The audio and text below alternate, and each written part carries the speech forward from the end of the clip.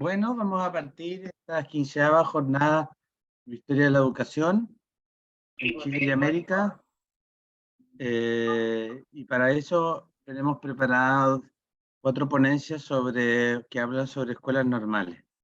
Así que para el Centro de Educación y Cultura Americana es muy importante, llevamos 15 años haciendo esta jornada en formato anual, y es muy importante la presencia de todos sus expositores y esperamos tener un espacio de enriquecimiento y de trabajo conjunto. Doy pase a Olga Casanova, que es docente y académica de la Universidad de los Lagos y también es parte de SECA, para que nos pueda moderar esta mesa. Muchas gracias, Benjamín. Muchas gracias a todos nuestros expositores y expositoras que nos acompañan y que han tenido la gentileza de aceptar nuestra invitación. Y por cierto, a todos quienes están presenciando estas 15ª jornadas de Historia de la Educación en Chile y América. Agradecer, por supuesto, también a SECA, que es el Centro de Educación y Cultura Americana, quien organiza estas jornadas, y a 15 instituciones que se han hecho presentes para apoyar estas jornadas.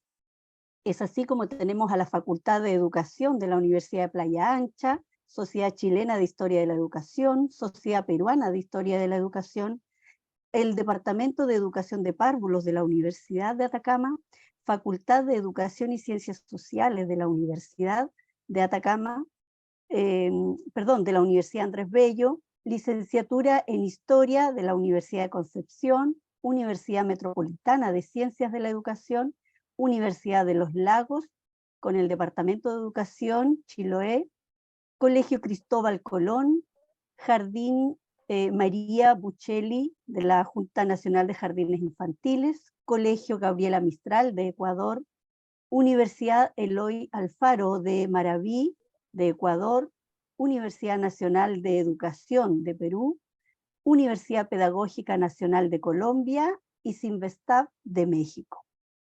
Sean todos muy bienvenidos. Iniciaremos estas jornadas con la presentación de la señora Amanda Barría Cárdenas. Ella es profesora de enseñanza media en Historia y Ciencias Sociales, licenciada en Historia y Educación de la Universidad de Valparaíso, máster Investigación y Cambio Educativo de la Universidad de Barcelona y doctoranda del Programa de Educación y Sociedad de la Universidad de Barcelona, investigadora además asociada al Centro de Educación y Cultura Americana. En esta oportunidad nos va a presentar el título de su ponencia, Procesos de escolarización en la ruralidad insular, el profesorado normalista y su práctica docente en el archipiélago de Chiloé, 1973 a 1990. Profesora Amanda dispone de 15 minutos para su presentación. Ya, voy a compartir la presentación. Va. No se deja abrir. Ahí, ¿se ve? Pregunto. Sí, muy bien. Sí. Ya, genial. Bueno, buenos días a todas y todos. Antes de comenzar, quisiera agradecer la instancia de poder conversar, rememorar y reflexionar en torno a los significados de la formación y la práctica docente de las y los profesores normalistas. Bueno, como bien decía Olga y como dice el título de esta presentación, esta exposición abordará los procesos de escolarización en la ruralidad insular, precisamente desde la mirada del profesorado normalista y su práctica docente en el archipiélago de Chiloé entre los años 1973 a 1990. Como bien señalaba Olga, soy investigadora asociada al Centro de Educación y Cultura Americana y desde aquí es que hace muchos años he venido trabajando una línea de investigación referente a la memoria magisterial del profesorado normalista. También quisiera señalar antes de empezar la presentación que todas estas reflexiones representan lo que es un trabajo colectivo con las maestras y maestros egresados de estas instituciones. Desde SECA siempre investigamos a partir de la técnica de entrevista semiestructurada, precisamente porque creemos que es necesario visibilizar la memoria viva de maestros y maestras que fueron parte de procesos educativos relevantes y recientes históricamente hablando. Lo que presentaré a continuación es el resultado de un cruce entre los recuerdos individuales y colectivos que nos entregaron 20 maestras y maestros educados en la Escuela Normal Rural de Ancud en el último periodo de este proyecto educativo, es decir, entre 1970 a 1973. Bueno, antes de explicar algunas de las características de la práctica educativa del profesorado en la ruralidad insular, quisiera señalar en primer lugar que la conceptualización de lo rural no se estructura únicamente según criterios asociados al espacio geográfico o a las actividades económicas, sino que igual a estos factores se deben agregar también aspectos simbólicos referentes a la cultura, a todas las formas de sociabilidad local que caracterizan a las comunidades rurales. En este sentido hablamos también de creencias, valores, hábitos y también prácticas políticas que la comunidad asume frente quizás al desinterés político y estatal. Entonces, en este sentido, lo rural lo entendemos como un espacio dinámico, con una cultura que genera, como decía, una sociabilidad especial, sobre todo basado en esta idea de la confianza mutua, en la posibilidad de articulación y solidaridad que quizás no se da en espacios urbanos.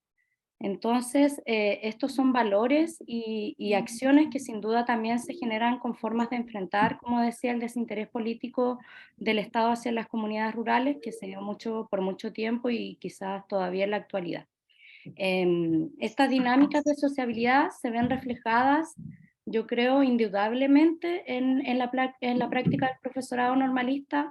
Tenemos en el caso de Chiloé un escenario geográfico que es complejo porque es un territorio fragmentado, existen alrededor de 40 islas en el archipiélago de Chiloé, y también tenemos un contexto institucional lleno de carencias materiales, que también yo creo que lo vive el mundo rural. Por tanto, no era extraño en este caso que durante el periodo de estudio la escuela funcionara con mínimos recursos económicos y material didáctico, en locales improvisados y mal mantenidos. En esta situación de precariedad, la mayoría de las veces era la comunidad y la escuela las que se enfrentaban estas precariedades en conjunto con el profesorado, y es lo que veremos a continuación en los relatos del profesorado normalista. Bueno, por ejemplo, la estrecha relación entre el maestro y la comunidad se explicaba, al menos en parte, con la formación inicial docente del normalista, donde se transmitía en las escuelas normales la idea de una práctica pedagógica que debía estar asociada a un trabajo mancomunado que permitiera superar las falencias del sistema y del medio. Así, por ejemplo, nos dice este profesor Leonel Fritz. Dice, sabíamos que íbamos a llegar a lugares donde las condiciones no eran muy favorables, donde había que ir a hacer trabajo para poder levantar la escuela y para trabajar con la comunidad. Tenías que tener una actitud con la comunidad de forma activa, proactiva. Te preparaban para eso, refiriéndose precisamente a su formación como normalista. La importancia de la formación docente está también presente en la mayoría de la narrativa normalista, siempre se refieren a su formación en primer lugar.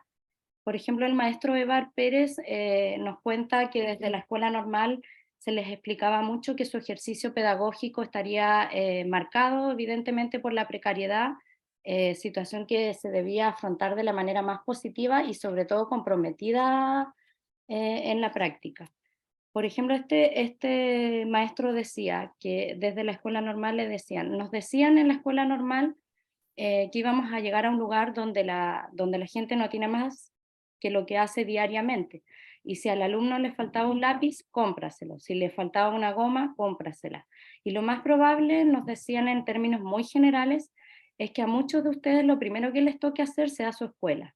Y eso fue lo que me pasó a mí. Yo me fui a trabajar a un lugar enfrente de la comuna de Ancud, en la península de la Cuy, donde no había escuela. La escuela era una casa que alguien la había donado, creo, que no tenía ninguna estructura de escuela. Entonces nos decían que había que transformar el mundo, pero sin plata, y yo lo hice, porque en terreno comprobé que era así. O sea, si los niños no tenían medios, había que buscar los medios, dice el profesor.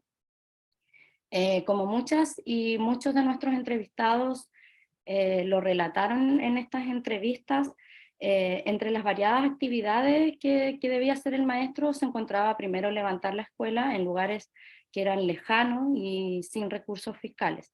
Entonces vemos aquí reflejado en estas narraciones la idea de Se ve bien, solo tienes que ponerlo en formato de presentación, por favor. Ahí está mejor. Ahí sí, muchas gracias. Vale. Entonces, a propósito de la presentación que hacía Olga, yo soy docente ocasional de la Universidad Pedagógica Nacional en Bogotá, de la licenciatura en Ciencias Sociales, y actualmente soy estudiante de doctorado y tengo un interés particular por la cultura material de la escuela. Entonces, lo que les voy a presentar tiene que ver en parte con esa preocupación. La presentación he denominado Las escuelas normales en Colombia entre la historia de las reformas políticas y la historia del saber pedagógico. Primero voy a hacer una ubicación de algunas perspectivas históricas en el campo de la historia de la educación y de la pedagogía en Colombia. Y luego voy a plantear unas preguntas que van a orientar la presentación que les comparto.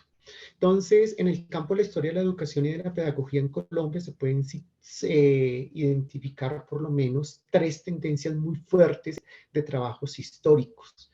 Por un lado está lo que se ha dominado, lo que algunos autores y autoras han denominado la historiografía tradicional, esa historiografía tradicional que se ha encargado de hacer historia de las instituciones educativas, hacer una historia de las ideas pedagógicas, hacer una historia de nombres, hombres, sobre todo destacados en el campo de la educación.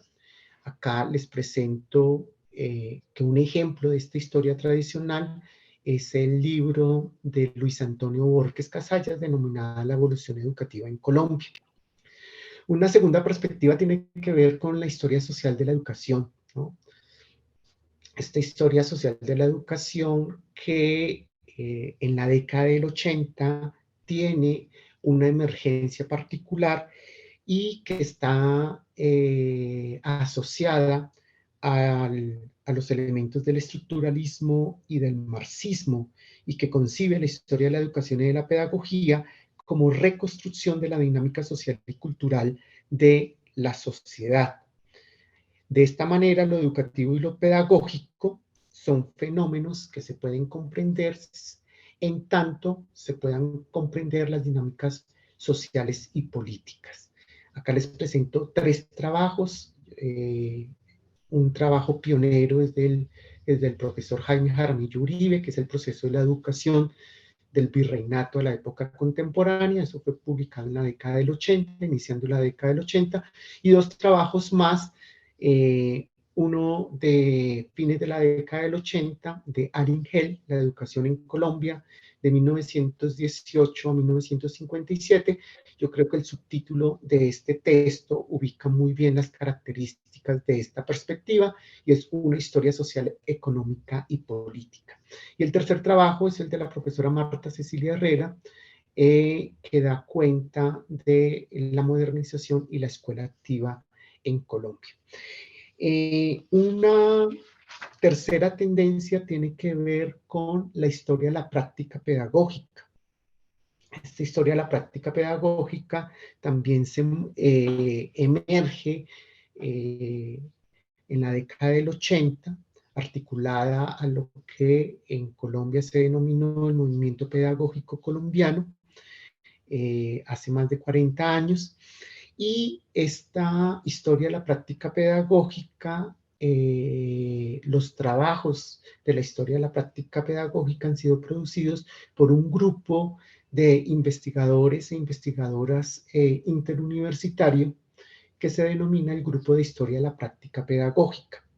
La particularidad de este tipo de historia en el campo de la historia de la educación y de la pedagogía en Colombia es que toman los elementos conceptuales y metodológicos de Foucault para hacer historia de la educación. En ese sentido, el Grupo de Historia de la Práctica Pedagógica en Colombia se propone o se propuso rescatar la práctica pedagógica, lo cual significa, en un sentido más amplio, recuperar la historicidad de la pedagogía, trabajar en su discursividad y analizar las prácticas de saber pedagógico en una sociedad. Para este grupo de historia de la práctica pedagógica y para esta tendencia, son fundamentales categorías como saber pedagógico, práctica pedagógica, discurso pedagógico, que, como les decía, están articulados a los elementos conceptuales propuestos por Foucault. Y un tercer elemento, y una cuarta tendencia en este campo es quizás los trabajos que comienzan a emerger finalizando el siglo pasado, es decir,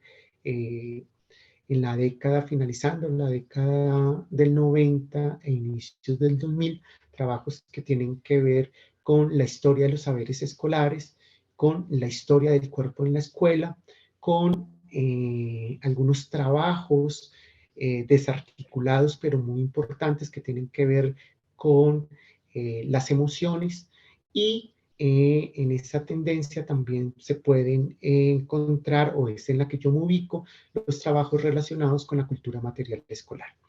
Me parecía importante ubicar estas tendencias, estas tres tendencias, sobre todo predominantes en este campo,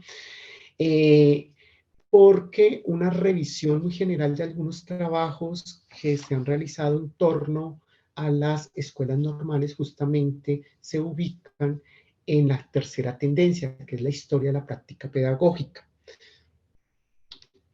La pregunta que me hago para esta presentación y para la reflexión que propongo es cuál fue el papel que desempeñaron las escuelas normales en la configuración del discurso pedagógico en Colombia entre finales del siglo XIX e inicios del siglo XX.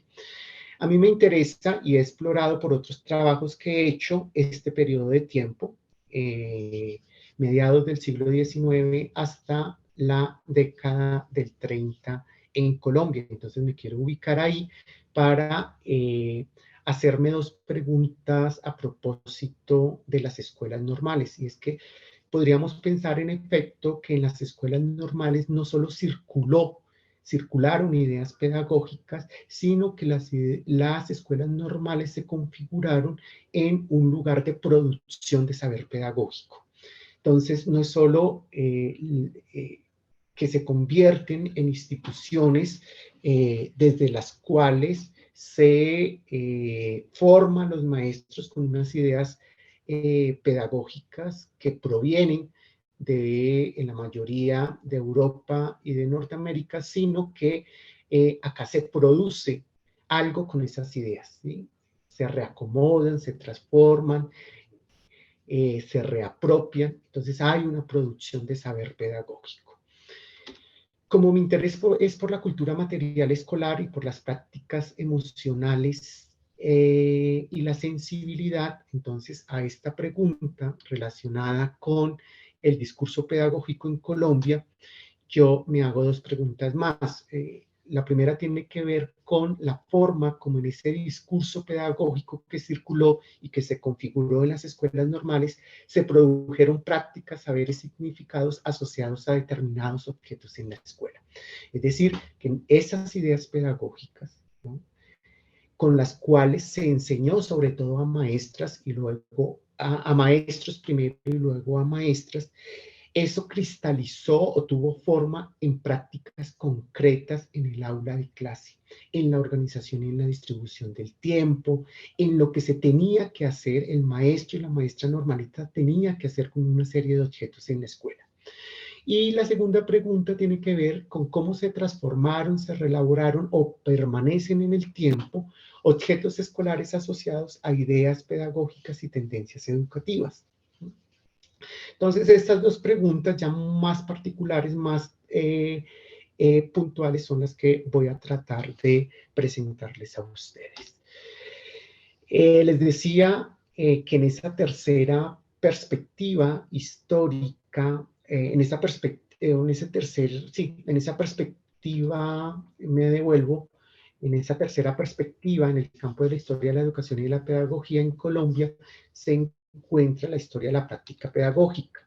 Ahí están los trabajos de la profesora Olga Lucía Zuluaga, profesora de la Universidad de Antioquia y fundadora del Grupo de Historia de las Prácticas Pedagógicas, que se ha hecho trabajos históricos en torno a las escuelas normales. Entonces acá les presento 3 de esos trabajos y el trabajo de la profesora, que lo tuve como referencia, de la profesora Gloria Elena Herrera Casillas, de la Escuela Normal Superior María Auxiliadora de Copacabana, Antioquia, que hace unas reflexiones justamente sobre la pedagogía en las escuelas normales. Lo primero que es necesario señalar es que en Colombia la emergencia de las escuelas normales o una de las principales ideas pedagógicas que circularon en las primeras escuelas normales fueron la propuesta lancasteriana. Entonces, o la enseñanza mutua. Entonces, ¿qué se buscaba en las escuelas normales? Uno, formar a los maestros en el método lancasteriano. 2, formar a los maestros en el menor tiempo posible, ¿no? Por eso hablo de una economía política del tiempo. Entonces, era formar a los maestros en el menor tiempo posible y que los maestros formaran a gran cantidad de niños, ¿no? El sentido de la propuesta lancasteriana. Pero acá hay una particularidad en esta primera parte y es la centralidad en el manual. Entonces, esa formación de maestros en las escuelas normales se da a partir de un manual que lo dice absolutamente en todo, ¿no? Por eso esta idea de centralidad del manual. En el manual se especificaba todo lo que tenía que hacer el maestro para desarrollar su clase. Acá es importante señalar que en Colombia, a partir de la ley del 2 de agosto de 1821, se crea... 5 minutos, profesor, perdón. Vale, se crea la primera escuela normal, ¿no? Yo cito el artículo 15 de esta ley de 1821.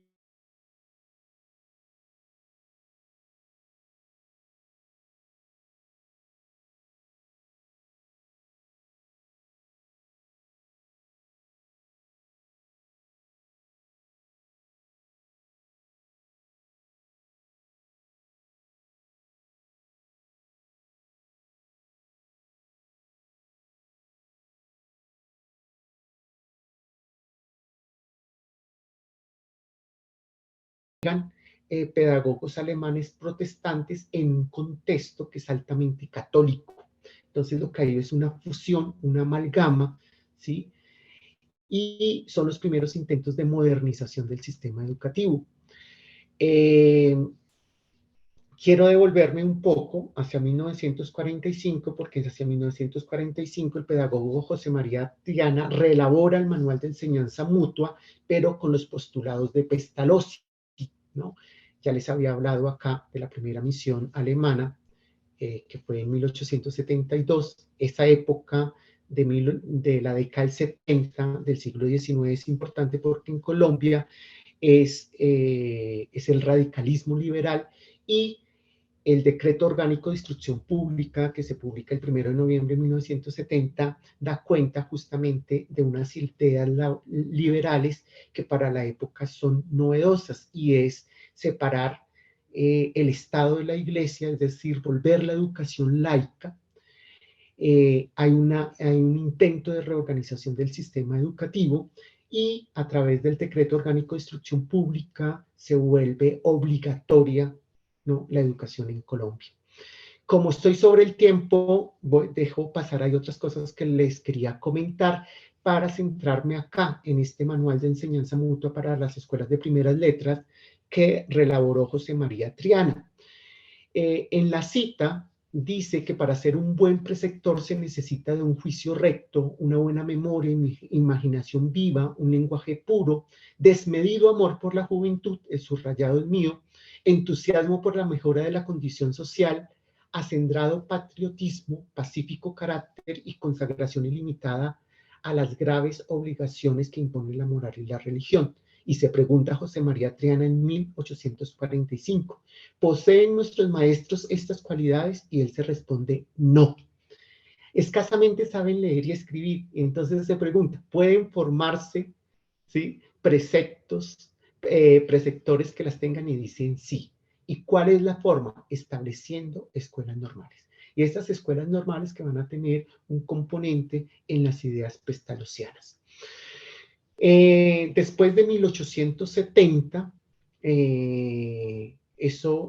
historia de Colombia en el siglo XIX está marcada por guerras civiles. Entonces, las reformas de los gobiernos liberales radicales de 1870 producen una guerra, lo que se va a llamar la guerra de las escuelas o la guerra de las sotanas, y retoma nuevamente los políticos conservadores, el Partido Conservador, el poder. Eso ocurre en 1886, donde se firma la Constitución del 86, que es una constitución eminentemente católica. Perdón, a ese proceso se llamó el proceso de la regeneración, y es muy importante porque en las escuelas normales se comienza a enseñar lo que algunos autores y autoras han denominado la pedagogía católica. Entonces las ideas, sobre todo las ideas lasallistas, son fundamentales, ¿no? Y hay dos pedagogos, Luis y Martín Restrepo Mejía, que tienen un libro que se llama justamente así, Elementos de Pedagogía, donde definen cuál es el sentido de la educación. Pero me gusta mucho este texto porque este texto es el que va a circular en las escuelas normales de este periodo, es decir, de finales del siglo XIX, inicios del siglo XX, y en él se presenta cuál es la organización de las escuelas, ¿no? Y en estas preguntas que me hacía sobre la cultura material escolar, cuáles son los textos que circulan y cuáles son las características del mobiliario y del espacio escolar. Ya les hablaba entonces de la Constitución del 86, acá en el país se firmó en el 87, en 1887, el concordato. Eso dio un carácter religioso y una amalgama entre el poder religioso y el poder político. Y finalmente, en la década finalizando la década de 1920 e inicios de la década del 30, hay un cambio político en el país. En la década del 30 asumen los gobiernos liberales nuevamente y se llegan las ideas de la escuela activa, ¿no? Sobre todo con la fundación en 1914 del Gimnasio Moderno, en 1927 la fundación del Instituto Pedagógico Nacional para Señoritas. En la foto aparece Agustín Nieto Caballero, que es uno de los fundadores del Gimnasio Moderno, con De Crolí. En Colombia las ideas de Crolí son fundamentales. Entonces todas estas ideas de la escuela activa se convierten en elementos para la formación de normalistas, junto con las ideas de Montessori y de Dewey. Hay una preocupación por el material pedagógico y por las características de los locales escolares. En Colombia, yo creo que en América Latina, una de las características en la historia de las escuelas es su pobreza y su abandono, entonces hay una preocupación por el estado de los locales escolares, y con la escuela activa llegan los principios de la libertad y de la alegría de los niños. Bueno, eso a grandes rasgos ha sido la presentación. Creo que me pasé algunos minutos. Les pido me disculpen. Bueno, está bien, lo vamos a disculpar por su entusiasmo, profesor. Muchas gracias. Vamos a continuar con la presentación de la profesora Amanda, perdón, Chichi. Amanda, que quedó ya, tiene claridad en qué apartado quedó, así que por favor si puede continuar. Hola de nuevo. Bueno, uno de los problemas de estar en zonas rurales precisamente es el internet, así que no sé hasta qué momento pueda conversar con ustedes, pero espero que esta vez sí pueda finalizar la presentación. Ya, creo que quedé en el relato del profesor que hablaba sobre su compromiso social. Yo señalaba que era un compromiso educativo, pero también social y popular hacia las comunidades donde ejercían su labor docente. También aquí en temas de materias de prácticas pedagógicas, el contenido de la acción educativa, no sé si alcancé a hablar de esto, al interior de las escuelas primarias de Chiloé se relacionó sobre todo con las asignaturas impartidas en la escuela normal, y aquí nuevamente decía, vemos reflejada la importancia de la formación inicial docente para una posterior práctica en las escuelas primarias. En concreto, nos cuentan las y los profesores entrevistados que la educación entregada a los infantes trató de adecuarse precisamente a las condiciones de la ruralidad y también a las actividades económicas de la zona. En este sentido, por ejemplo, el profesor Ramiro Barría nos señala que la idea era fomentar la formación técnica ligada al desarrollo económico de la zona. Entonces, si un profesor era de Achao y en Achao había mitilicultura, ese profesor estaba obligado a especializarse en algo así. Yo saqué ganadería porque trabajaba en medio del campo y era lo único que había, no había forestal. Entonces me dieron técnico en enfermería de ganado. Entonces aquí igual vemos que la especialización que tenían las y los profesores normalistas no solo buscaba adaptarse a las actividades económicas, que sí lo era, pero también nos cuentan los normalistas que también había una idea de innovación donde se practicaban nuevas formas de producción agrícola y experimentaban nuevos cultivos en la escuela normal, lo que luego replicaban en las clases de la educación primaria. Bueno, también se asociaba la enseñanza a las actividades económicas, pero también implícitamente vemos que con esto existía una especie de respeto por la cultura local. Por ejemplo, el profesor Armando Mamonde decía, me dijo hace años cuando lo entrevisté, que estaba involucrada la cultura de nuestro pueblo como un fundamento de la educación, porque se mantenían nuestras tradiciones. En este sentido, creo que los profesores normalistas habíamos guiado a las comunidades sin dejar lo que era Chiloé, respetando la identidad cultural del lugar. En este sentido, el respeto a la identidad local creo que era un valor que le daban gran importancia el profesorado normalista de Ancud, en parte porque en su mayoría eran originarios del archipiélago de Chiloé y también del mundo campesino. La mayoría no venía de las ciudades, de las pocas ciudades que tenía Chiloé en esa época, sino que del mundo campesino. Bueno, en el apartado que nombré de la cotidianidad de la escuela a las actividades comunitarias, quise de cierta manera dar un repaso a la vida cotidiana de la escuela como una forma también de visualizar los matices de roles que tienen los actores educativos al interior de ella. Precisamente creo que es en el estudio de la cotidianidad escolar donde se visualiza cómo la institución de la escuela rural se entremezcla con su entorno social, aceptando, recuperando o también resignificando prácticas económicas, culturales y sociales propias de estas localidades rurales. Siguiendo estas ideas, creo que la práctica de los y las maestras normalistas representa cabalmente esta simbiosis, vemos que existía una relación que era recíproca entre comunidades y escuela, lo que estaba muy relacionado a la presencia de una identidad normalista que concebía su labor educativa como un servicio hacia las comunidades. No me puedo extender más en estos temas por el tiempo, pero es claro en muchos estudios sobre las identidades docentes que el normalismo entendía su labor como un servicio social, como un servicio público, desde la idea también de funcionario y trabajador de la educación. Entonces, las y los maestros eran conscientes de que su labor implicaba un ejercicio transversal y heterogéneo, pero también de liderazgo. Aquí se habla mucho de la idea del liderazgo social y político, y eso condujo al establecimiento de un discurso que se asociaba, como digo, a la importancia de un rol dentro de las localidades rurales, que también se entiende como catalizadores sociales, ¿ya?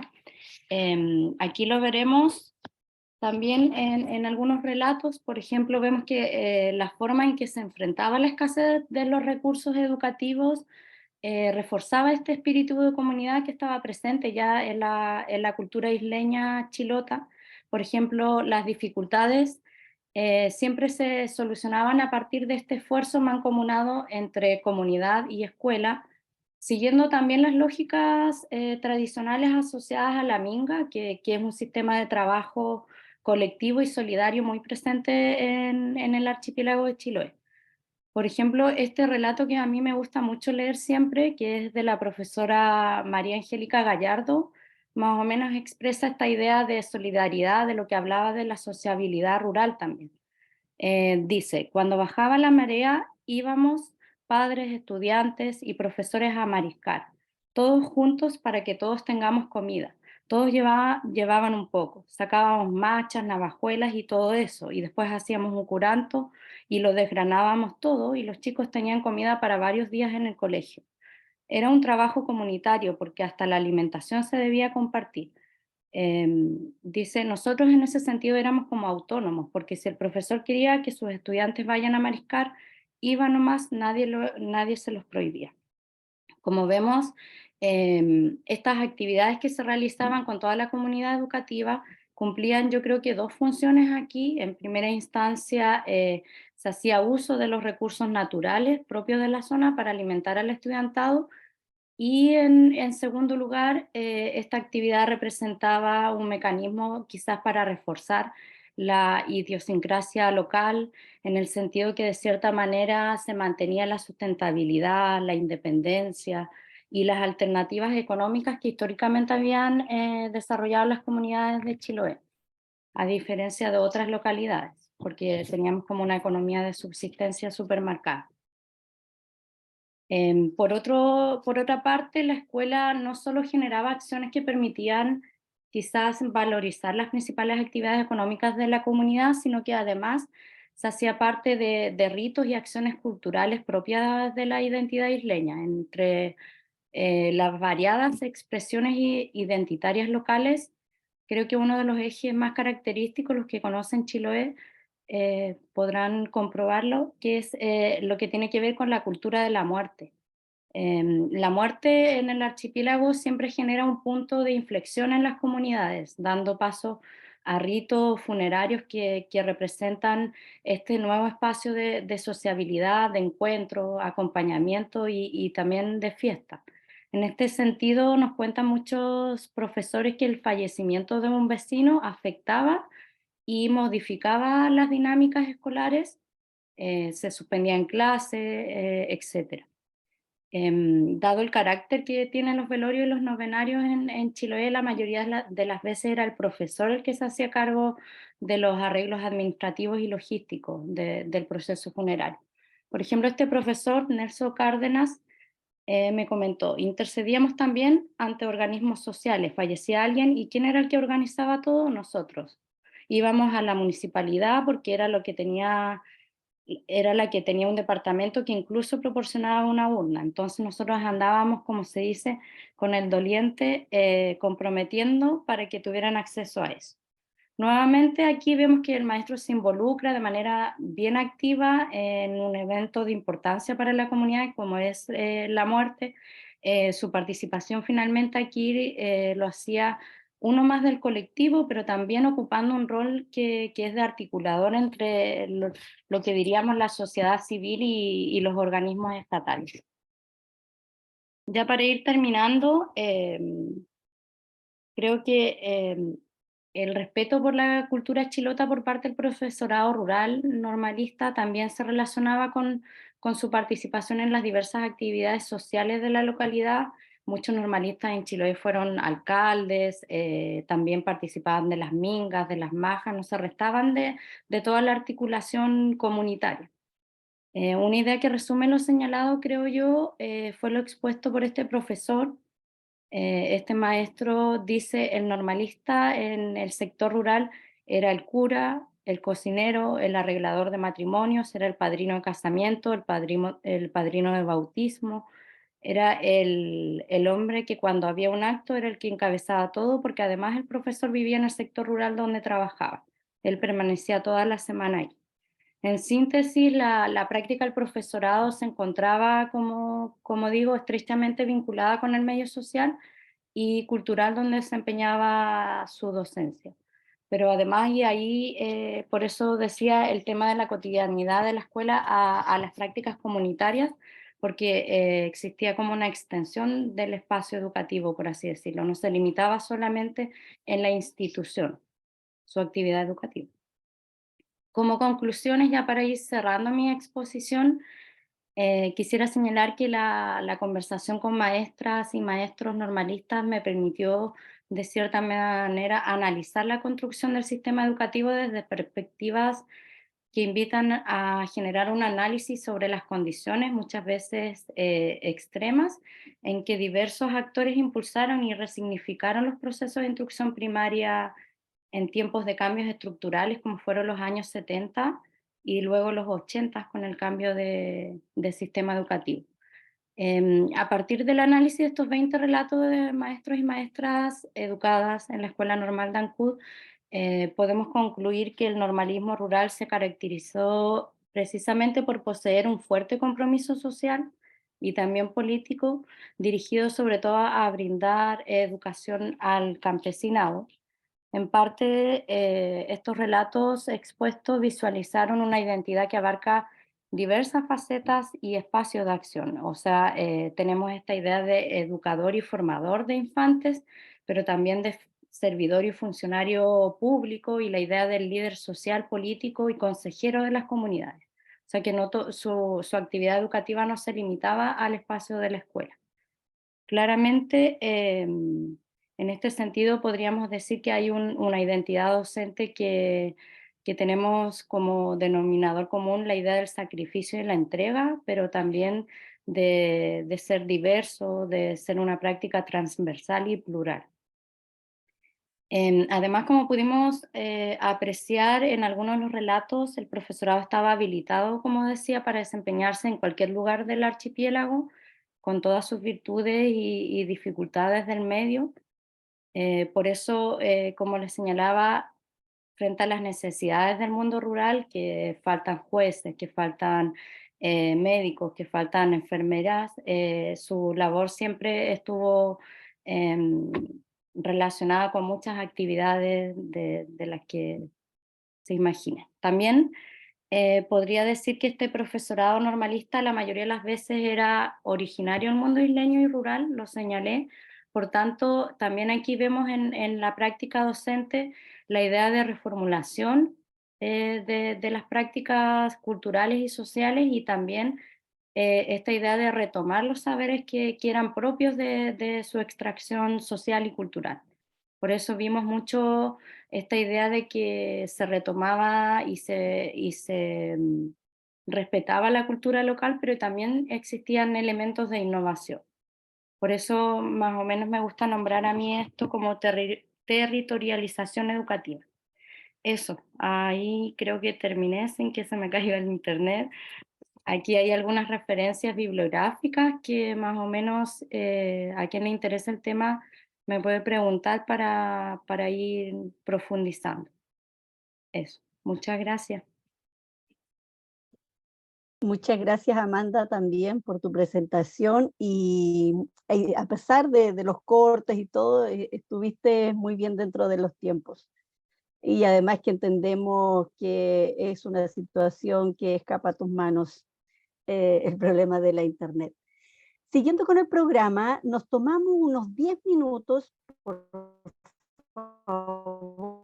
Pero hacemos una ¿alcanzamos a hacer pausa. preguntas No, las preguntas las dejamos para el final según programa Perfecto. Benjamín. Entonces, 10 minutos para un tinto, un agua, un café en Chile y volvemos para continuar con las dos últimas ponencias. Muchas gracias. Ya. Tornar para poder dar paso a la segunda parte de esta mesa que lleva por título El aporte del normalismo, tu memoria y patrimonio. Vamos a retomar la grabación. Sí, retomé la grabación, Olga. Está grabando. Ah, perfecto. Ya. Siguen incorporándose más asistentes y la profesora Misaela está por ahí.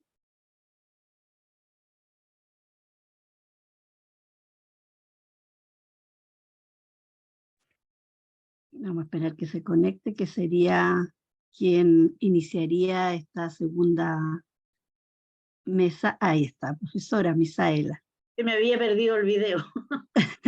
No se preocupe. Pero estaba. ¿Empezó Bien. mi tiempo? Ya. No, deme un minutito, deme unos ¿Cómo no? segundos, por favor, para presentarla. Ya. Entonces, a continuación, dejo con ustedes a la profesora Misaela Figueroa. Ella es profesora de educación primaria de la Escuela Normal de Angol, presidente de la agrupación normalista de Angol, escritora y poetisa. En esta oportunidad nos presentará Escuela Normal de Angol, una mirada a la memoria. Profesora, dispone de 15 minutos para su presentación. Bueno, muchas gracias. Gracias por la oportunidad de poder dar a conocer lo que fue nuestra añorada Escuela Normal de Angol.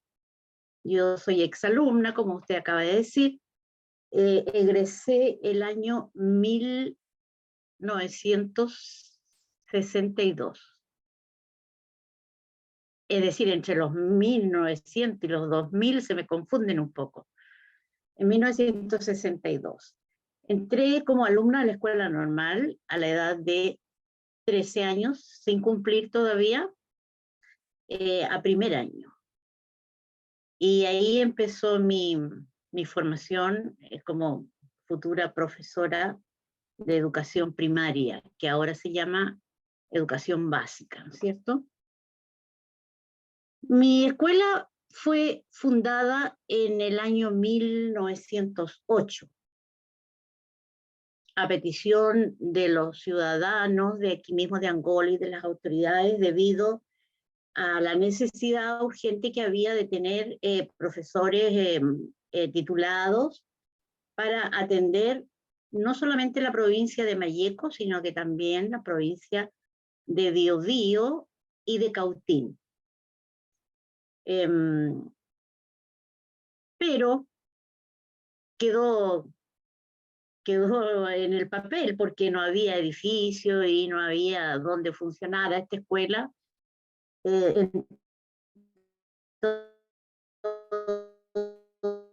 Entonces construyó un edificio y que se hizo el proceso de matrícula y todo eso. Llegó 1911.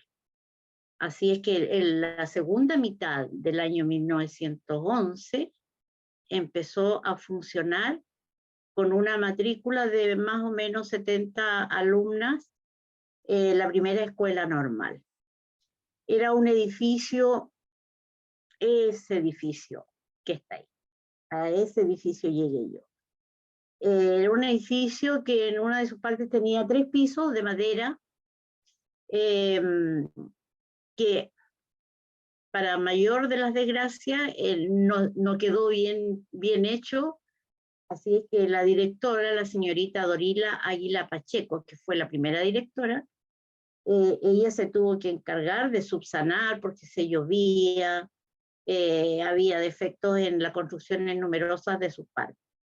Esto fue construido en un predio de 5 hectáreas. Al lado de él se construyó más tarde una escuela anexa. Y en la parte posterior se construyó, se levantó una quinta. Quinta le llamamos nosotros a un terreno que tiene árboles frutales y que tiene sectores para el cultivo de hortalizas y todo eso. Había ahí también crianza de gallinas y de cerdo, porque esta escuela normal empezó a funcionar con internado. Y era solamente femenino.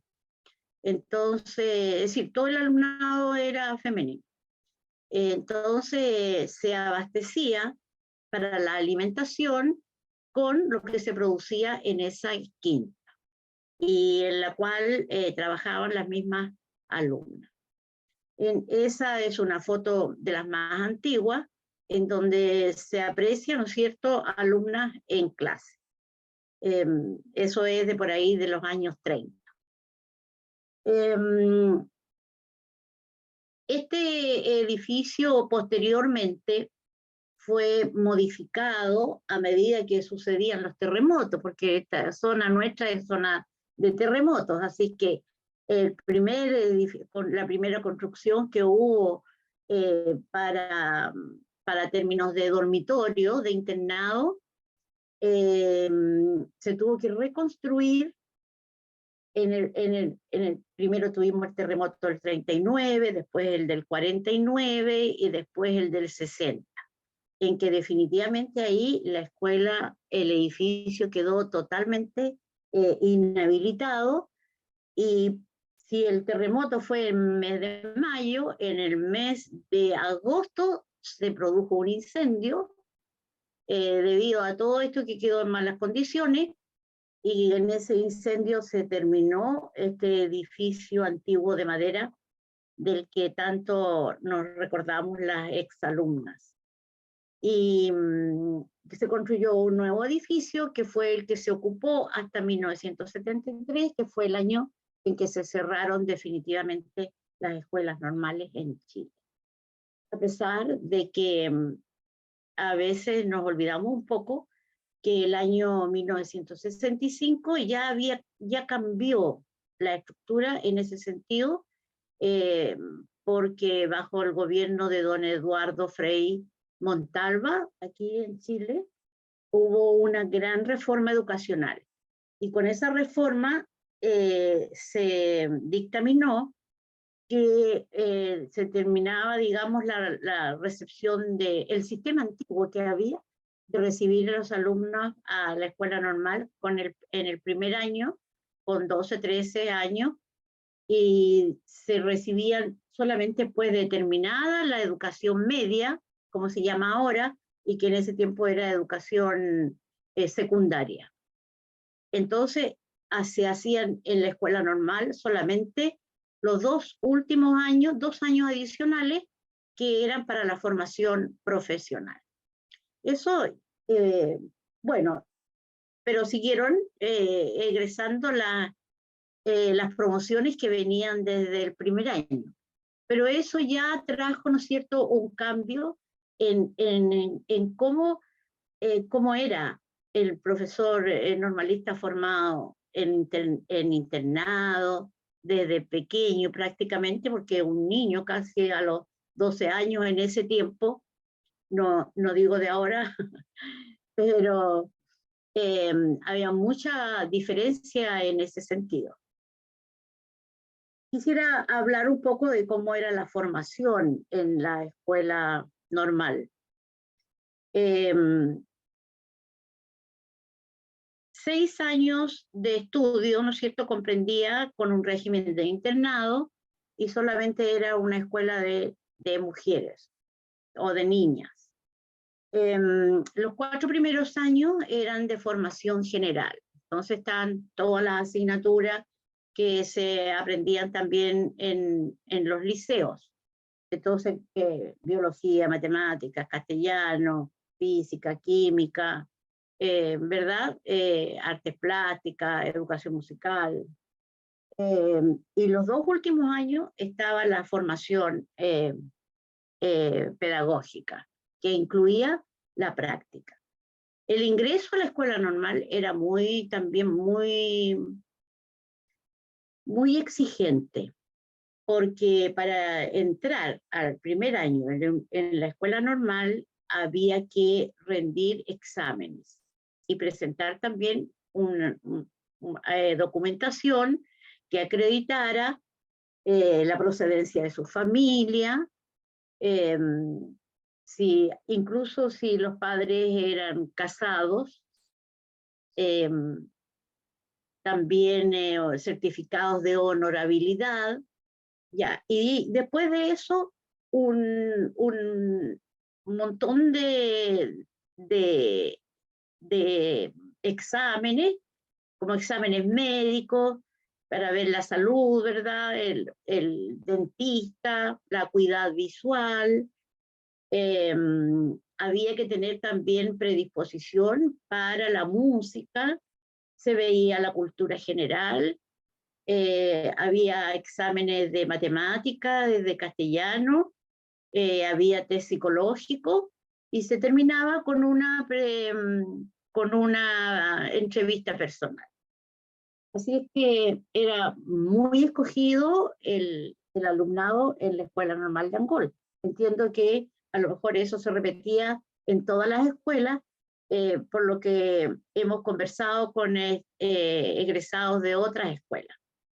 En esta foto, ¿no es cierto?, que yo que se están presentando, estamos viendo más o menos cómo era la vida. Ahí hay un curso que era un primer año en la quinta. La quinta de la escuela normal era un lugar hermoso, aparte de que se producía toda clase de fruta, pero también estaba lleno de flores, había senderos que estaban bordeados de plantas, había distintos aromas, había una calle, un amplio pasaje que iba casi desde la entrada de la escuela o saliendo del patio hasta el final de la quinta, y que era una extensión larga eso. Y allí eso era un parrón, y por allí circulaban las niñas estudiando, conversando. Allá se hacían las clases prácticas de educación física. Así es que es un lugar muy recordado. Actualmente es un parque, y ahí también se construyó otro establecimiento educacional. Pero la quinta era muy reconocida en todo el pueblo. Hablábamos de la formación general. En los primeros años, aparte de las asignaturas que ya los mencioné, también había otras asignaturas que formaban parte de la formación y muy necesarias para el profesor, porque no se sabía a qué clase de comunidad se iba a integrar.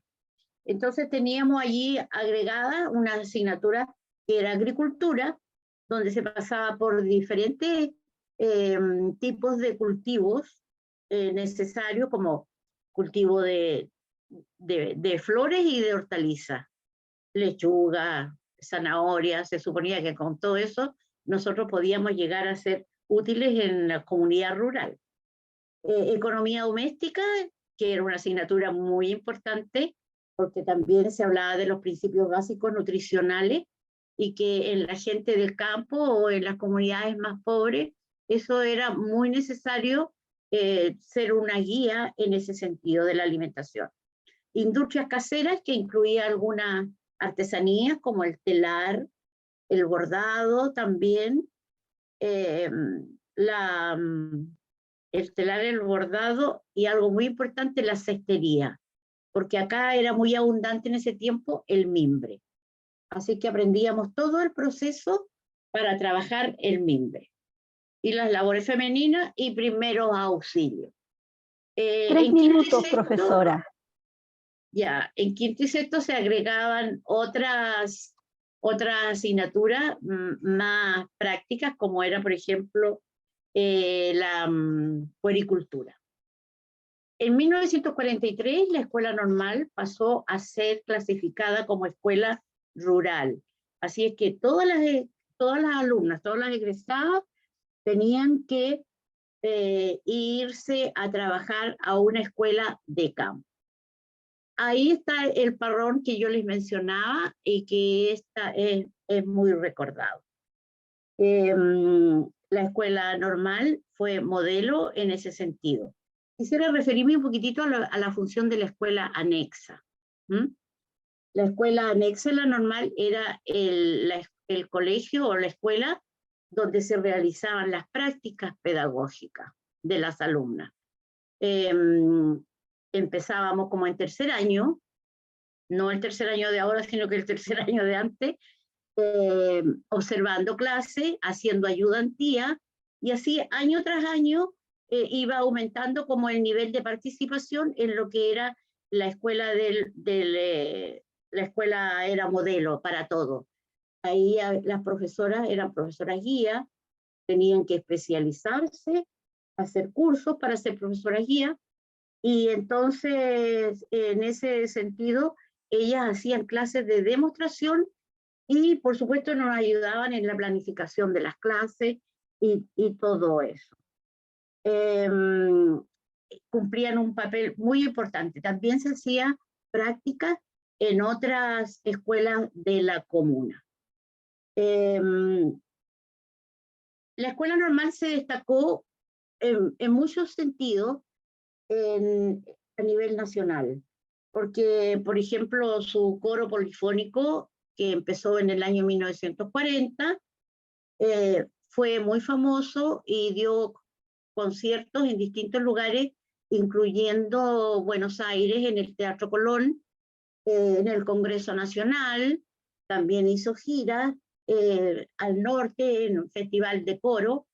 En la parte deportiva también se destacó muchísimo, llegando a ser campeona nacional de básquetbol en 1945.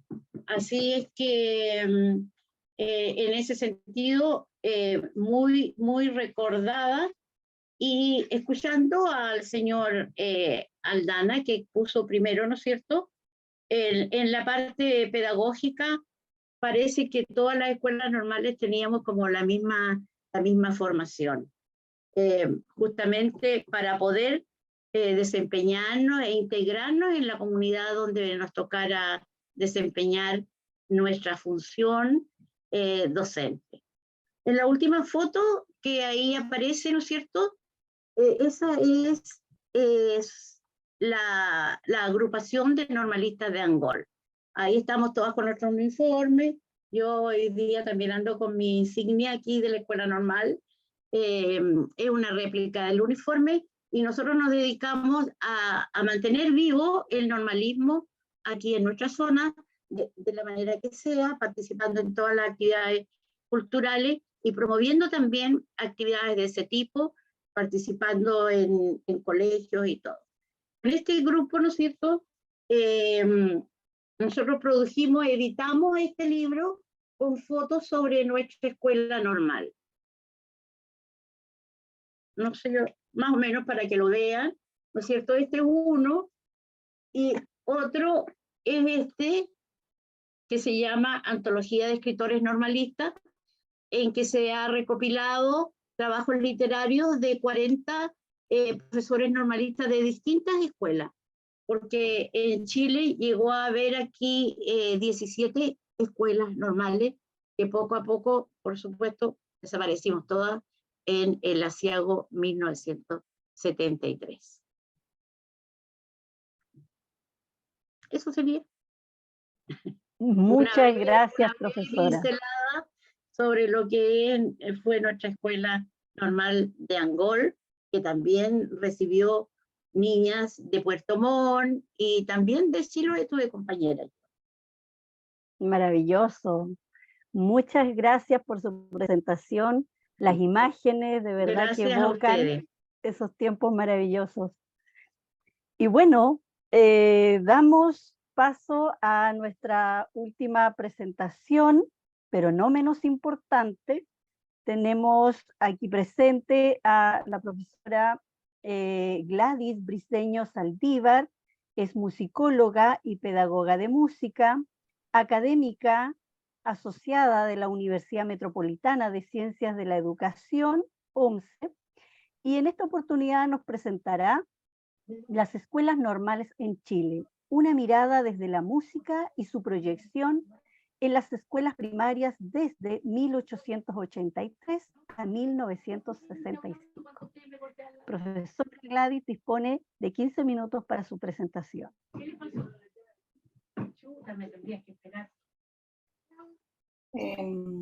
Ya, vamos. ¿Están viendo mi pantalla o no? ¿O están viendo la...? Se ve, pero por favor Compartir. falta colocarla en presentación, en formato de presentación. Este computador me traba un poquito. Voy a tener que dejar de compartir para poder entrar. Ahora sí. Presentación.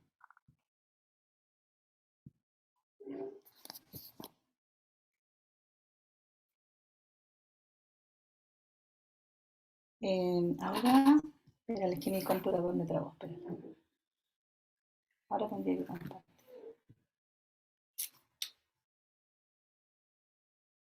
Sí, no, espera. Déjeme arreglar un poco un lío que se me armó acá, pero... Sí, no hay problema. Por mientras, rellenar.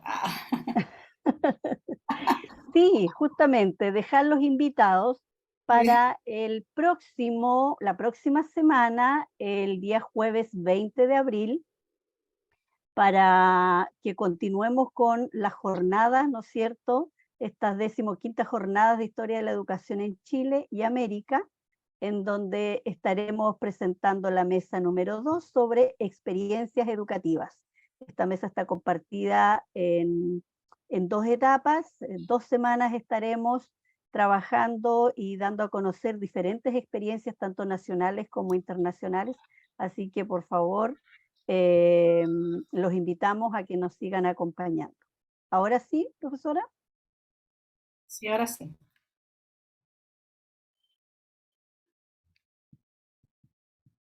Ahí se debería ver.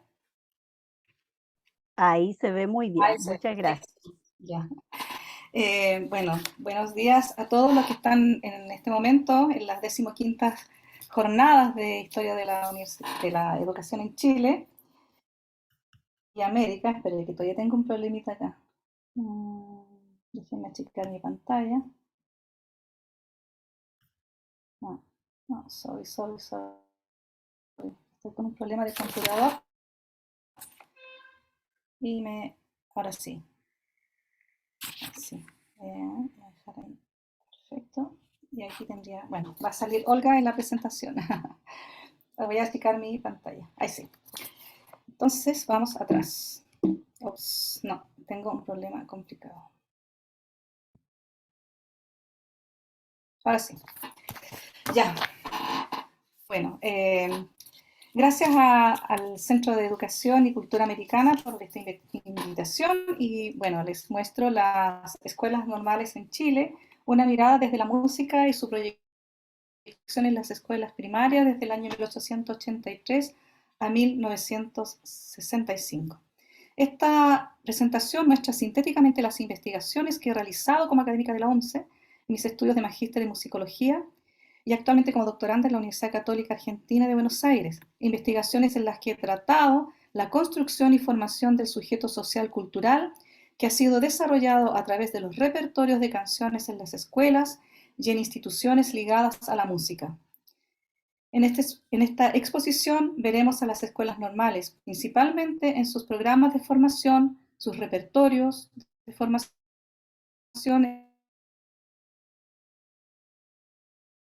llevados en la enseñanza primaria, además de los vínculos con agrupaciones y asociaciones. Inicio esta presentación con palabras que corresponden al trabajo que Iván Núñez Prieto, destacado historiador de la música chilena, nos ha ido legando su mirada histórica sobre las escuelas normales. Y sus vastas publicaciones son un soporte importante para nuestras investigaciones. Él nos presenta a las escuelas normales como el pilar del proceso de construcción sociocultural de la nación. Dice, sus fundadores concebían a estas instituciones como herramientas del progreso, del proceso civilizatorio y de edificación de nación. Los egresados de ellas eran definidos como una suerte de misioneros laicos que transmitían a sus alumnos y a sus comunidades los valores patrióticos y de ciudadanía. Esta tarea fue cumplida en 130 años de historia y la influencia de la escuela normal, las escuelas normales en la educación chilena es de vital importancia para el desarrollo de lo que sería nuestro trabajo en investigaciones.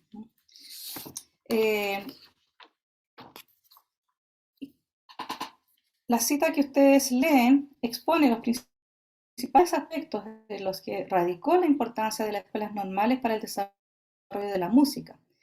Con el informe Organización de las Escuelas Normales que realizó José Abelardo Núñez en el año 1883, se da inicio a una serie de reformas que buscó calidad en la enseñanza y provocar cambios eficaces en la estructura que la sustentaban, modificando la organización francesa que se mantenía en la enseñanza desde los orígenes de las escuelas normales en el año 1842, se modificó a una estructuración alemana que se inicia en el año 1883.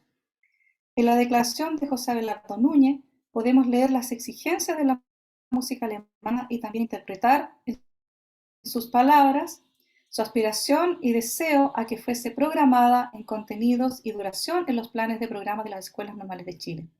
Sus impresiones motivaron a considerar el canto como la forma de expresión esencial de la música en las aulas escolares y a la canción como la estructura base para introducir el gusto por el canto en las escuelas y liceos, además del estudio de piano, violín, como instrumentos fundamentales en la formación normalista.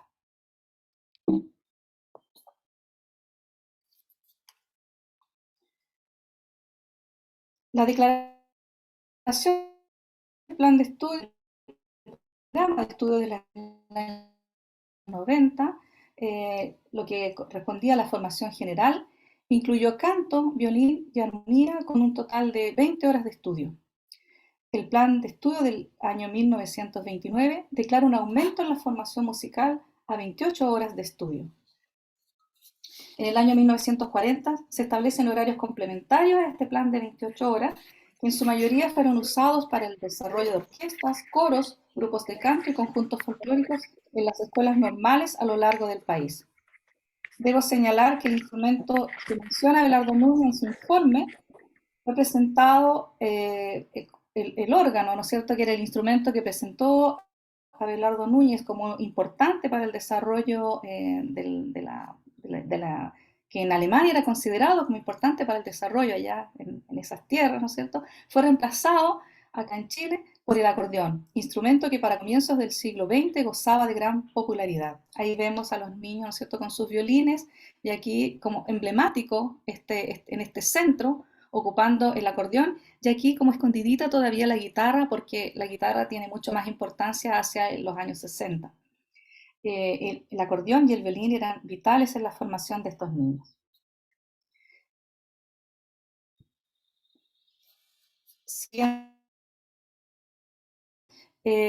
Las 4 primeras décadas del siglo XX, en la nómina del personal del Ministerio de Instrucción Pública y posteriormente en el Ministerio de Educación Pública, las clases de canto, nombre con el que se conocían las clases de música, eran realizadas en su mayoría por profesores normalistas. En las zonas alejadas, algunos músicos lugareños eran incluidos en las asignaturas de canto como profesores de la escuela primaria. Distinto era el caso de las zonas cercanas a Santiago. Aquí en algunas nóminas del ministerio encontramos mencionados como artistas a músicos que provenían de Ciencias y Artes Musicales de la Universidad de Chile, hoy en día Facultad de Artes de la Universidad de Chile, que realizaban docencia en las escuelas públicas.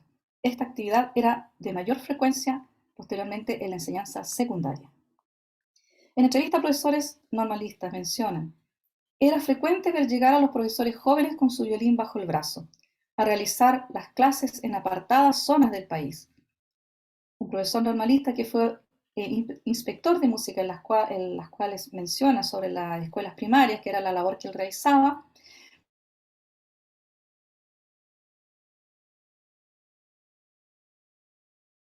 estaba haciendo cantar a toda la clase y formando un coro acompañado con su violín.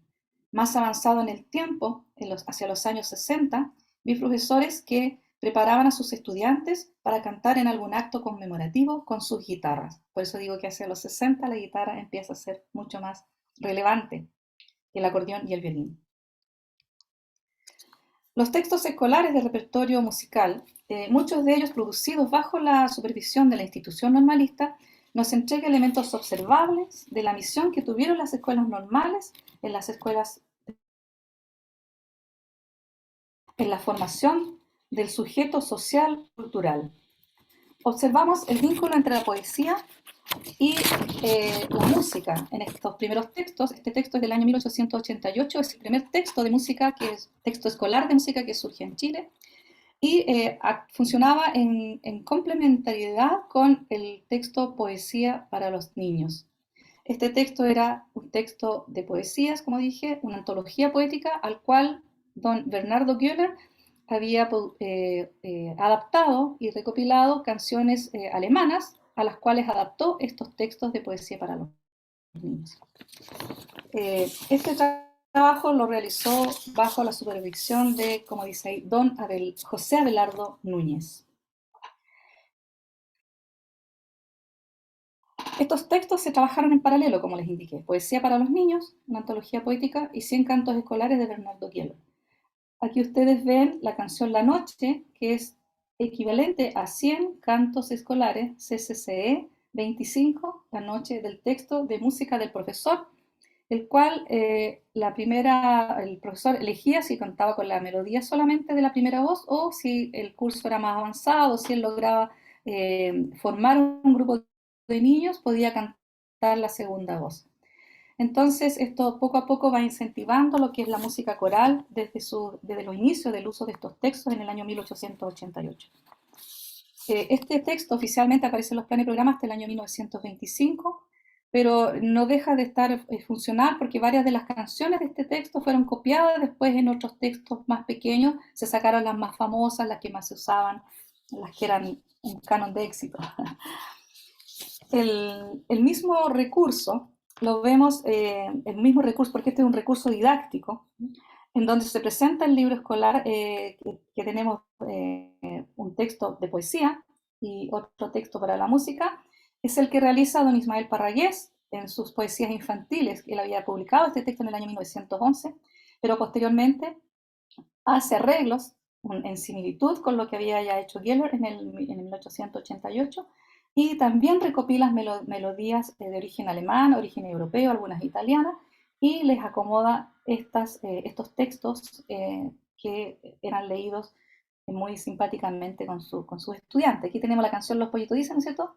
Los pollitos dicen pío, pío, pío, ¿no es cierto? Que es la canción más conocida y que se atribuye a Ismael Parragués.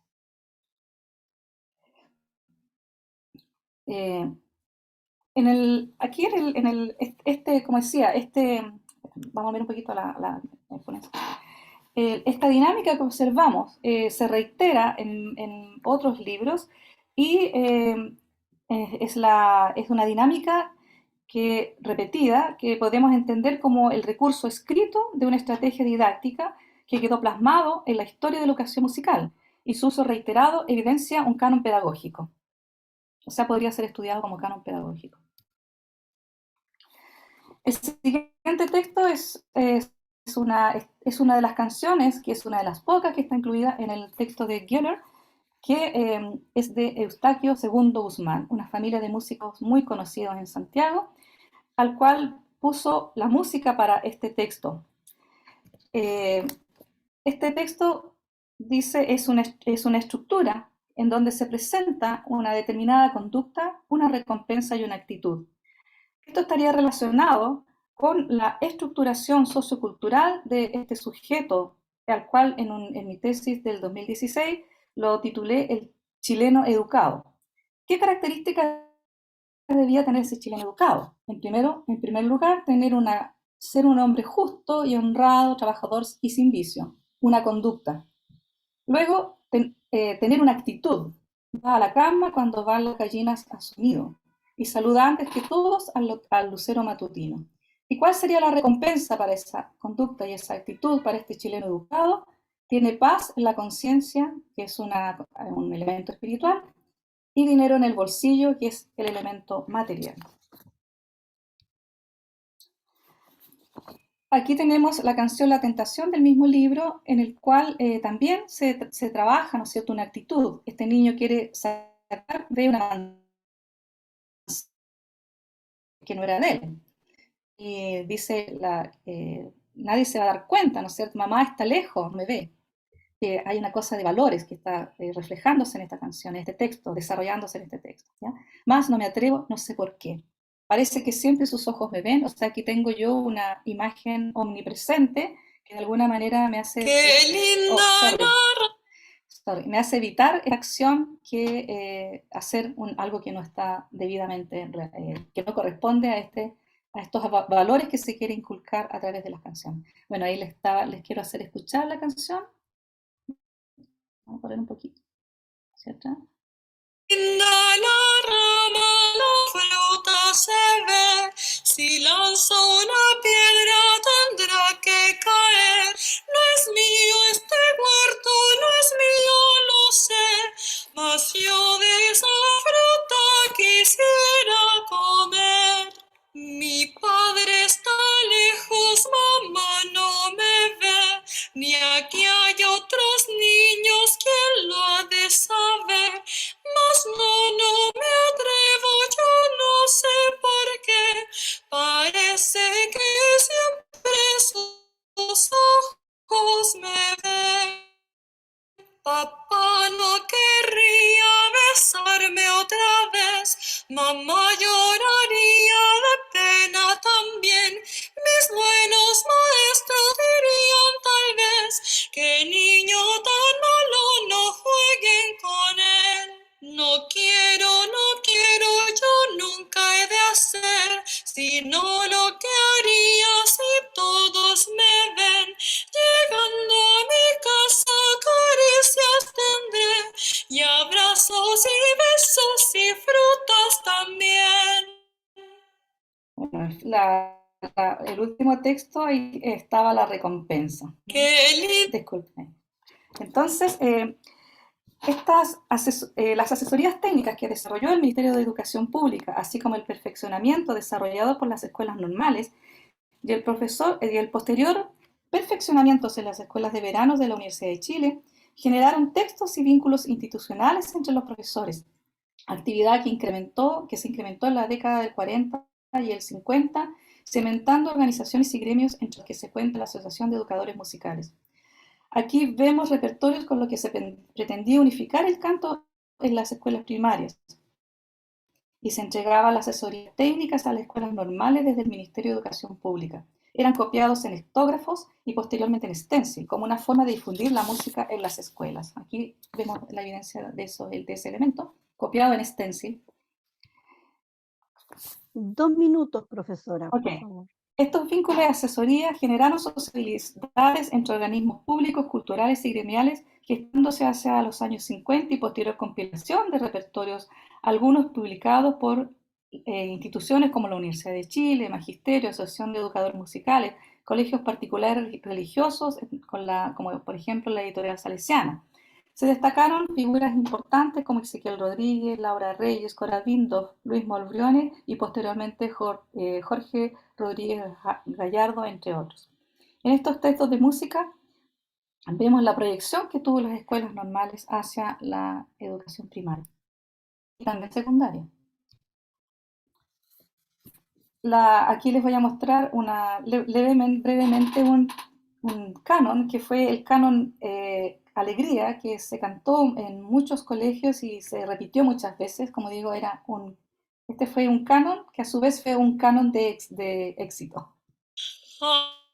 Alegres cantemos, alegres dancemos, alegres quebremos, alegres dancemos, alegres quebremos, alegres dancemos. Bueno, como es un canon, es bastante largo. Dice posteriormente, la siguiente cita corresponde a un análisis que realiza Carmen Santelice sobre la educación musical en el año 1959, periodo en el cual se gestaban los proyectos de reforma global de las universidades y que en la década 60 dan énfasis a las disciplinas. En las palabras, Santelice se observa de manera explícita una solicitud realizada en el momento en que las especializaciones en la formación del profesorado se difundían plenamente sin considerar la música y las áreas artísticas. Además, a fines de la década del 60 se otorgó a las universidades la formación de pedagogía básica sin considerar en los planes de formación general las asignaturas artísticas de los profesores de enseñanza básica o escuelas primarias como se les conocían en algunas universidades. Esto es importante destacar porque ya para el año 1928, al crearse la Escuela de Profesores Secundarios, se da énfasis a la formación profesional y a la especialización en una disciplina específica. Se resta importancia al plan de formación general, el cual privilegiaba la escuela normal. Con ello se deja de lado la formación artística en las secundarias y se asume la existencia de una formación artística para la escuela primaria a cargo de los profesores. El proceso de reforma de 1965, implementado por Eduardo Frei, significó para los profesores normalistas estudiar 3 años más para ser profesores de Estado en una especialidad que les llevaba a la enseñanza media, y desde la educación general básica equiparar estudios para realizar posteriormente clases en enseñanza media. Finalmente, en 1975, la pedagogía es dada solo por universidades sin desarrollar las áreas artísticas de los niños de la escuela primaria, que es una problemática que hoy en día todavía se tiene. A modo de conclusión, presento unas fotografías en las cuales vemos un registro fotográfico, principalmente del Archivo Nacional. Aquí vemos a los profesores en sus grupos instrumentales, cuartetos de cuerda, que esto generó las orquestas de cuerda posteriormente, entre las cuales una de las importantes fue la Orquesta del Magisterio, que dirigió Fernando Rosa, formada en su mayoría por profesores normalistas o de formación normalista. Los conjuntos folclóricos, ya que también pasó a los niños. Evidentemente hoy en día es bastante común ver conjuntos folclóricos en escuelas, y sobre todo los coros, que tuvieron gran importancia con la formación que recibían los profesores en el área, principalmente el área coral, como dije, vocal. Bueno, agradezco a todos los que escucharon y esta fue mi presentación. Muchas gracias a usted, profesora Gladys, por su presentación. Bien, para ir ya cerrando esta primera mesa, vamos a dar espacio a preguntas, comentarios de los presentes. Creo que Benjamín estaba muy entusiasmado delante por preguntar. Sí. Primero quiero saludar a don Juan Reyes, a los profesores Juan Reyes y Carlos Bruna, que son profesores normalistas de la Normal de Viña del Mar, con los cuales me ha tocado trabajar y entablar una amistad.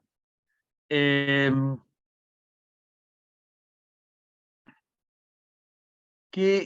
pregunto a Amanda y a la profesora Michaela qué relación han visto, porque las dos hablaron de normales rurales.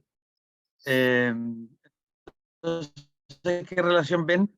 Si bien hay especificidad, porque el territorio es distinto, hay como un tratamiento común en las normales rurales. Y Alexander, al escuchar tres ponencias sobre normales chilenas, ¿ves que lo que sintetizaste tú en la bibliografía, ves vínculos, vasos comunicantes? Esas dos preguntas. Muchísimas.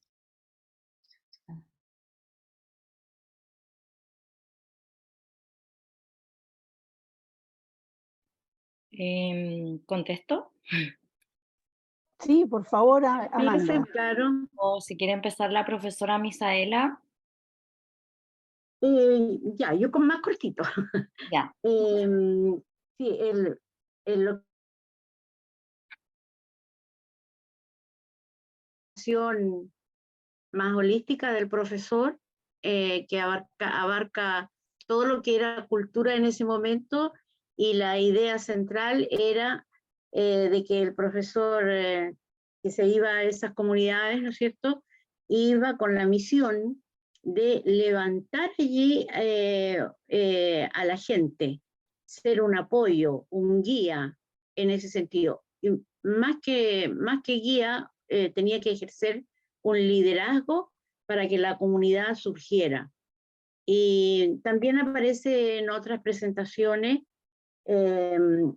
aquello de que, me parece que en lo de Amanda, que a todos les tocaba hacer de todo, desde el componedor en la familia, hablar con los padres, en cualquier caso.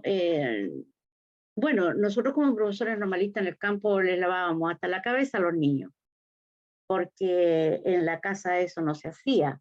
Había que también enseñar cómo se podría mejorar la alimentación en base a los recursos que ellos tenían.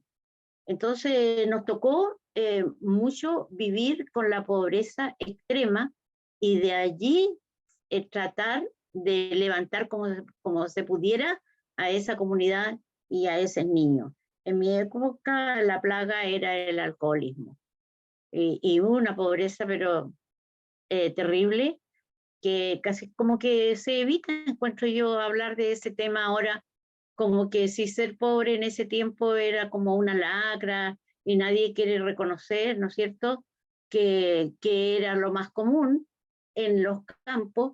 Imagínense ustedes sin servicios higiénicos, sin agua potable, sin luz, sin nada de eso. Las escuelas se llovían, no había como calefaccionarlas, no había ventanas, no había vidrio, no había nada. Entonces, de todo eso nosotros íbamos contentas a trabajar, porque allí pensábamos que teníamos que ejercer nuestra misión. Me alegro mucho de ver aquí a otros colegas normalistas con los cuales compartimos también todos esos ideales de juventud. Eso podría aportar. Bueno, yo igual más o menos complementando lo que dice la maestra, nunca he hecho un estudio comparativo entre normales y rurales, pero sí he entrevistado a algunas profesoras, bueno, de la normal de Angol, sobre todo, y creo que quizás elementos en comunes, bueno, de todas las normales, esta idea de formación generalista que tiene que ver también con el tema artístico que mencionaba Gladys, pero creo que quizás, bueno, no lo he estudiado en detalle, pero me parece que las escuelas normales sí educaban a un profesorado con el discurso del compromiso, sobre todo social, educativo obviamente, y también popular, asociado al tema del campesinado, y en ese sentido creo que igual la formación, además de poseer todo esto,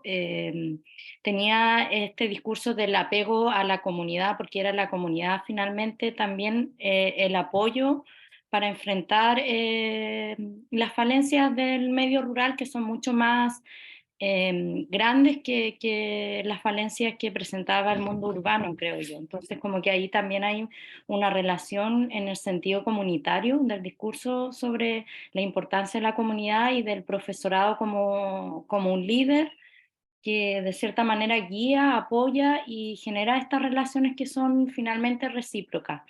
También esta idea de la formación integral, que yo creo que abarca a todas las normales, y las escuelas normales rurales creo que sí estaban más enfocadas en la práctica, por ejemplo, en la práctica agrícola, quizás en algunos elementos que trataban de preparar al profesorado para las falencias del medio rural, que tienen que ver con cuestiones jurídicas, de enfermería, etc. Creo que por ahí hay elementos muy comunes entre las escuelas normales rurales, que principalmente están asociadas a esto, a pensar al mundo rural, sobre todo en los años 70 y 80, con diversas falencias respecto a servicios. Eso podría decir. Muchas un gracias, profesor normalista una Amanda. vez me mencionó, un profesor normalista una vez me mencionó con una mano en la pala y otra mano en la guitarra. Sí. Muy bien. Le damos el espacio a Alexander para que pueda responder también, por favor. Sí, a propósito de lo que plantea Benjamín y de la presentación que hace Gladys, yo les decía que en 1845 José María Triana había elaborado un manual de enseñanza mutua que se usaba en las escuelas, en las primeras escuelas normales, pero ahora con principios pestalozzianos. Escuchando a Gladys, recordé la última parte de este manual, estoy hablando de 1845, José María Triana recomienda lo siguiente: la música debería ser parte de los ramos de la enseñanza primaria. Es decir, él cree fundamental la música.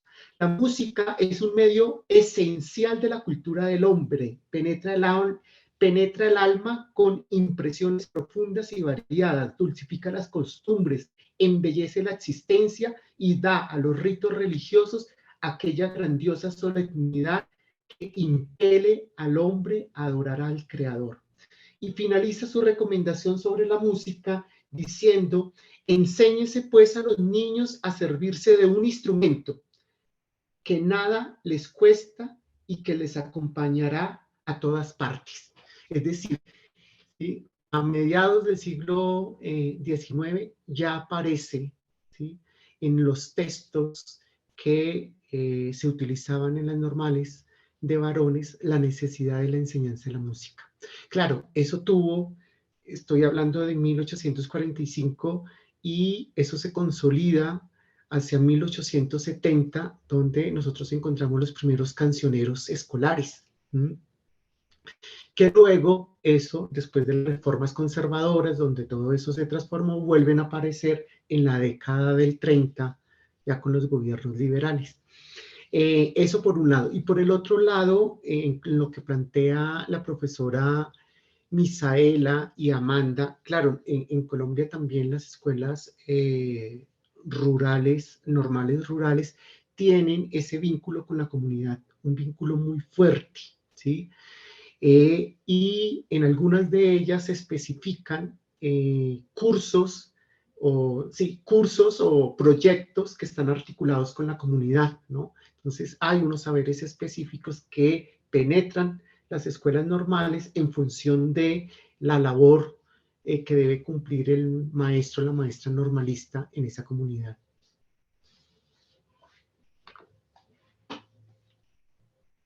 Interesante lo que menciona Alexandra. Entonces, siempre hay algunas similitudes que podemos ir rescatando de ambas culturas, ambos países. ¿Alguna otra pregunta, comentario de los presentes para nuestros expositores, expositoras? Queda ofrecida la palabra.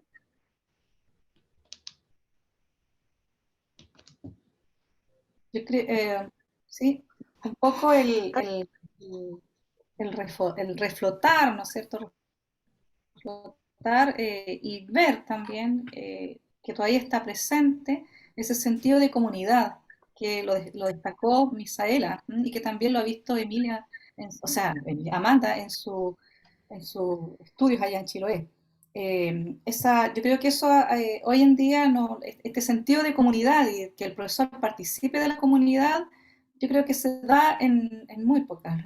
O sea, en las ciudades prácticamente muy poquito. Se crea una sensación de comunidad, pero ese rescatar esos valores de comunidad que tenía la escuela normal en una formación valórica, una formación de valorar al otro, algo que cuesta hoy en día, valorar al otro en sus diferencias, bueno, está puesto en la palabra, pero no está puesto en la acción. Yo creo que eso es uno de los elementos a destacar dentro de las escuelas. Y sobre todo, y también trabajar este trabajo que hacían en alejadas espacios de Chile cuando realmente todavía no estaba comunicado. Las montañas, en la nieve, la cordillera, el campo, en fin. Eso es muy rescatable. Sin duda, se hacía verdadera ciudadanía y que hoy se está dando mucha fuerza, pero que la verdad en la práctica todavía queda mucho por hacer y es por eso que estamos muchas personas trabajando también en ello desde la primera infancia. Y el otro valor era el respeto, ¿no es cierto?, al profesor, a la profesora, que lamentablemente con el pasar de los años se ha ido perdiendo y que sería muy interesante poderlo retomar, recobrar ese valor, ese respeto por el pedagogo, la pedagoga. Así es que nada, nos quedamos con esas añoranzas, pero también con la fe y la confianza de que estamos trabajando todas y todos para darle valor a nuestra profesión, a la educación y bueno, las 15ª jornadas de historia de la educación en Chile y América son el espacio para ir reviviendo y hablando de estos temas tan interesantes. Benjamín, no sé si quieren dar el cierre, te doy el pase. Bueno, un gusto haberlos visto de forma online. Se cierra entonces esta primera mesa sobre profesores normalistas.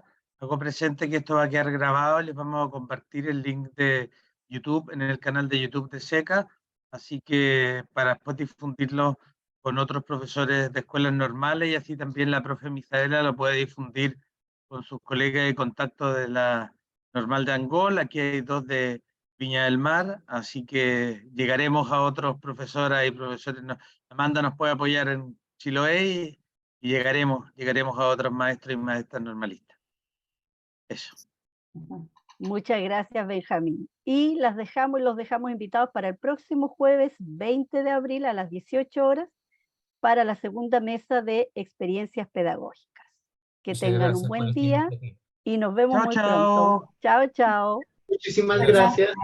Buen día. A Chao, ustedes. Alexander. Chao, chao. Muchas Saludos. gracias a ustedes. Gracias de nuevo. Chao. Chao, chao.